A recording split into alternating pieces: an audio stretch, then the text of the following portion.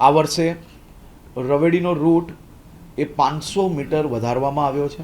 બધા જ સાધુ સંતોના સંકલનમાં ખૂબ મોટી સંખ્યામાં જ્યારે લોકો દર્શન અર્થે આવતા હોય અને તમામ લોકોને વ્યવસ્થાઓ મળી રહે તે માટે તમામ સાધુ સંતોએ સાથે મળીને આ સૂચન અને નિર્ણય લીધું છે અને એ વધારાની વ્યવસ્થાઓ સરકાર દ્વારા તાત્કાલિક ઉપલબ્ધ કરાવવામાં આવશે.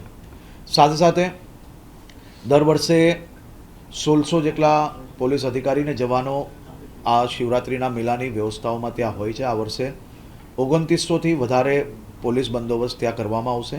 અને સાથે સાથે આ વર્ષે એક નવો પ્રયાસ જૂનાગઢ પોલીસ દ્વારા કરવામાં આવ્યો છે કે મેળામાં પોલીસ જોડે જોડે લોકલ જે યુવાનો છે એમને જોડીને બી વ્યવસ્થાઓમાં જોડવામાં આવે તો 1000થી વધારે વોલન્ટિયર્સને બી આ વ્યવસ્થાઓની અંદર જોડવામાં આવશે.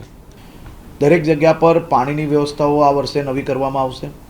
જે રૂટ છે એ રૂટને આખો ડેકોરેશન કરવામાં આવશે રાજ્ય સરકાર દ્વારા. આ વર્ષનો આ મેળો એ અદ્ભુત હશે અને આજ તકનો સૌથી મોટો મેળો થાય તે પ્રકારની વ્યવસ્થાઓ કરવામાં આવી છે.